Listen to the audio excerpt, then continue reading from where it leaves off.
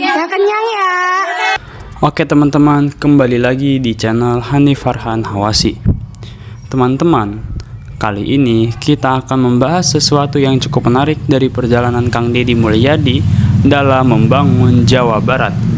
Salah satu hal yang mendapat perhatian masyarakat adalah pembangunan infrastruktur, khususnya jalanan, yang kemudian mendapatkan apresiasi dari warga melalui acara tasyakuran.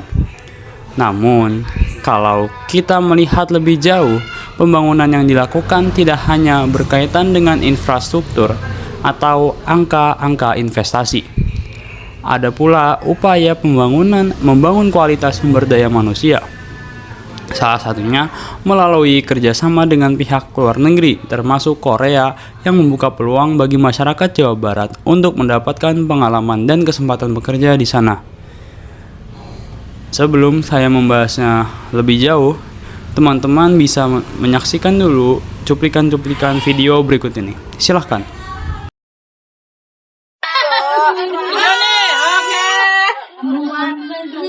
Yang kenyang ya. Bocil-bocil. Ibu-ibu. Pada anteng-anteng ibu-ibunya. Ibu-ibu.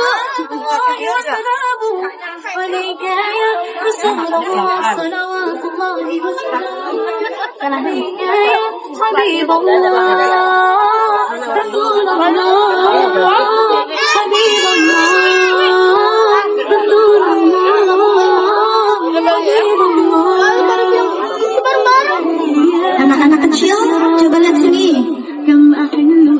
Dadah dong.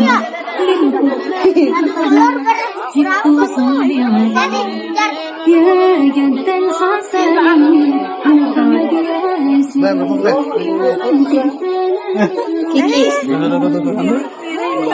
Ya, mana? Guys, Aduh, mantap dah. guys, makan-makan guys. Peresmian jalan. Bapak-bapak.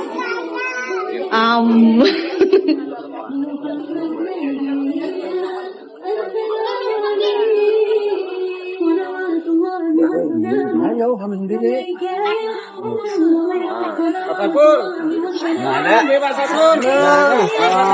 Aduh guys, lo. Kopi nih, yang mau kopi silakan. Kopi.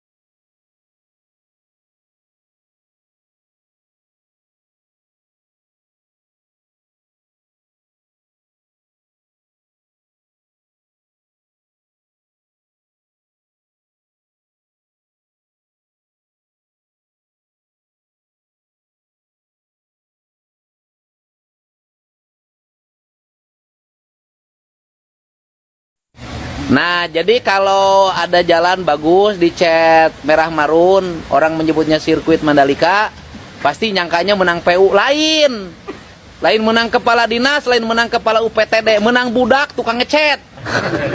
Betul tidak, Pak? Oh, Imanita hungkul.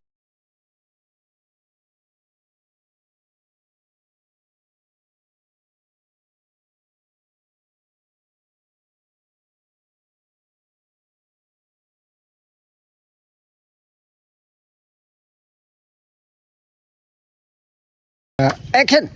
Oh, Lur, mana ada ya biar Kang Deddy Mulyadi tamal-tamal sulam. Ini cor, Lur, di leuweung, Lur, tinggal ngali. Coranya sangat tebal sekali. Mana ada tetangga sebelah, Lur. Cuma di era Kang Deddy Mulyadi Jawa Barat melesat. Bisa loncat tuh, Lur. Saking tebalnya ini bisa loncat tuh. Pak, lagi ngapain, Pak? Ini coran di kebun sawit. Nih, ya. Tebal bener ya. Mantep ini, Pak. Ini di kebun kebun sawit di tengah hutan ya Pak. Di era KDM ini sangat luar biasa ya Pak. Mantap ya. Tengah hutan kayak begini, gila, ya, mantap.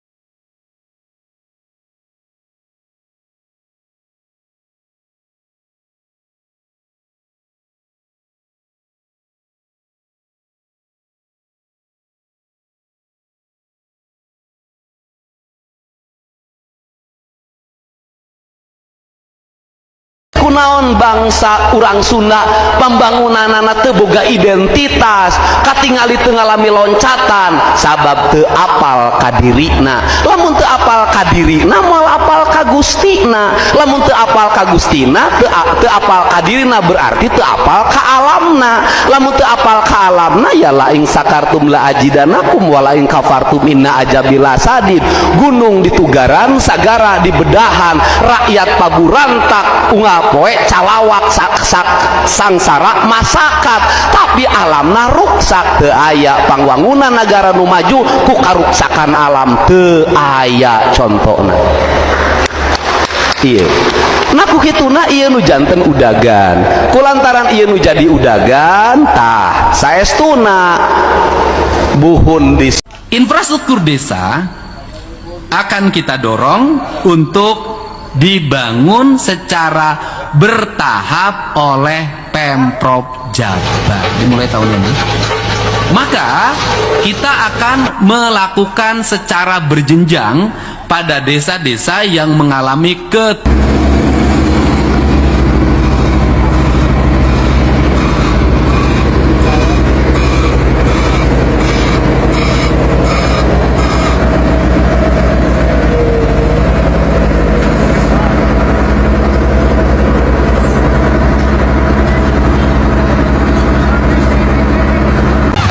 Alhamdulillah jalannya bagus, anak-anak senang.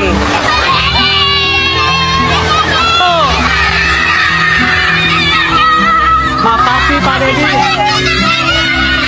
Ajar jalan perkampungan yo pakai marka, lihat nih, waduh tebal, gak kalah kayak yang di jalan provinsi.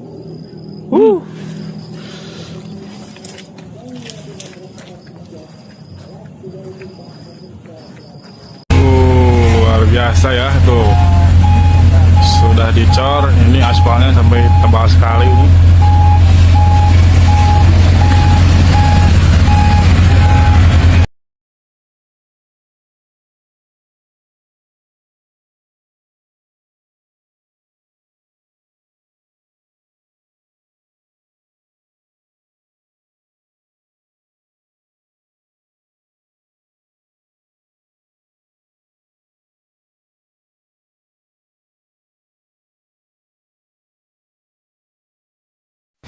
Nah, jadi kalau ada jalan bagus dicat merah marun, orang menyebutnya sirkuit Mandalika, pasti nyangkanya menang PU. Lain menang kepala dinas, lain menang kepala UPTD, menang budak tukang ngecat.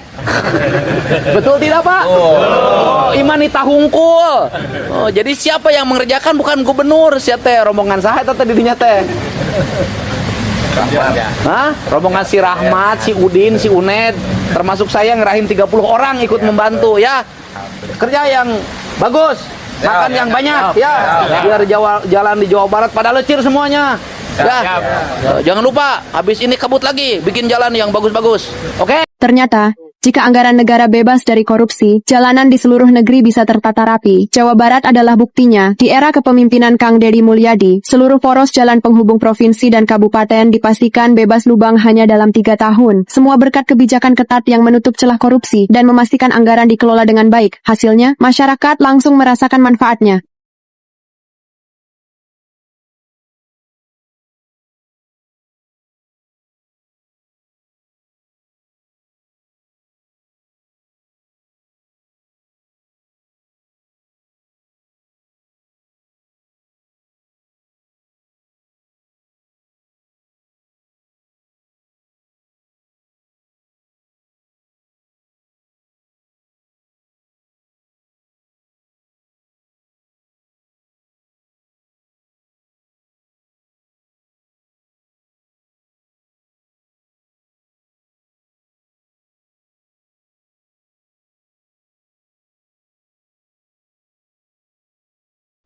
Ini ya pembuatan bangun jalan ini kayaknya ke trotoar nih ya. Ya, luar biasa. Jalur drainase Papahai. Makin indah aja ini. Kalau saya memimpin Jawa Barat dengan 35 triliun, bagi saya bukan kebanggaan. Tapi saya memimpin Jawa Barat yang hari ini real, kondisi keuangannya hanya 26 triliun. Tapi bisa membebaskan pendidikan SMA gratis, bisa membangun jalan sampai pelosok, bisa membangun rumah rakyat miskin, bisa menyiapkan generasi ke depan.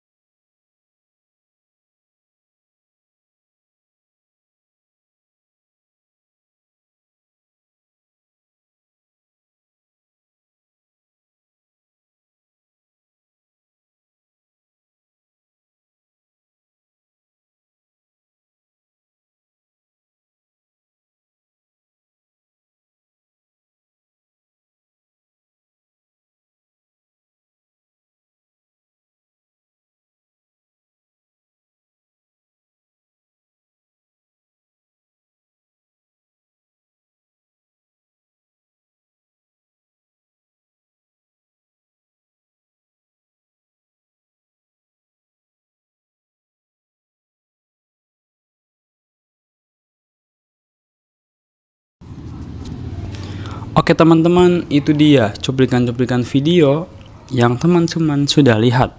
Di sini saya sudah merangkum beberapa catatan yang akan saya bacakan.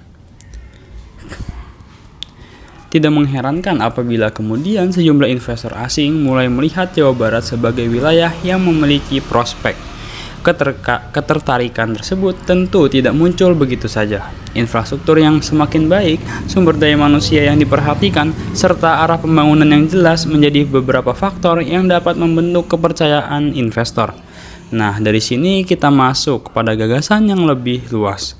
Ketika pembicaraan kepemimpinan Kang Deddy, kita tidak hanya berbicara mengenai pembangunan fisik.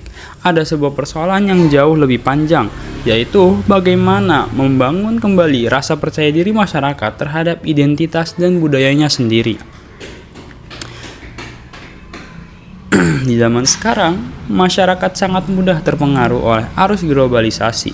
Hampir setiap hari kita berhadapan dengan iklan, media sosial, tren gaya hidup, makanan, pakaian, hingga cara berkomunikasi yang datang dari berbagai penjuru dunia. Tidak ada yang salah dengan mengenal budaya luar. Masalahnya muncul ketika kita justru kehilangan pemahaman mengenai jati diri kita sendiri. Kita bisa saja mengenal berbagai budaya asing, tetapi pada saat yang sama tidak lagi mengetahui sejarah daerahnya sendiri. Tidak memahami nilai-nilai yang diwariskan oleh leluhur, bahkan merasa bahwa segala sesuatu yang berasal dari luar selalu lebih baik. Wah, disinilah gagasan tentang pembangunan manusia menjadi penting. Melalui berbagai kegiatan dan kebijakan yang dilakukan Kang Deddy, masyarakat kembali diajak untuk kembali mempunyai rasa percaya diri sebagai orang Nusantara. Kita tidak harus menjadi inferior hanya karena melihat kemajuan bangsa lain. Warisan leluhur juga tidak harus dipahami sebagai sesuatu yang mistis atau ketinggalan zaman. Yang jauh lebih penting adalah mengambil nilai-nilai positifnya. Bagaimana menjaga lingkungan, bagaimana membangun kebersamaan, serta bagaimana menggunakan kemampuan dan akal untuk menghasilkan sesuatu yang bermanfaat. Bahkan dalam persoalan toleransi, kita sebenarnya memiliki sejarah panjang. Nilai hidup berdampingan dan menghargai perbedaan bukan hanya milik bangsa lain.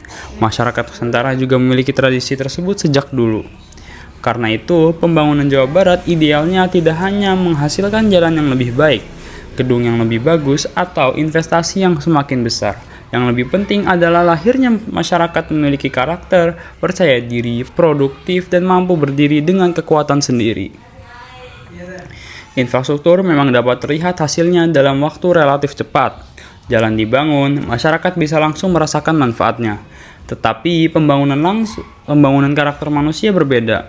Hasilnya mungkin baru terasa bertahun-tahun, bahkan 1 atau 2 dekade kemudian.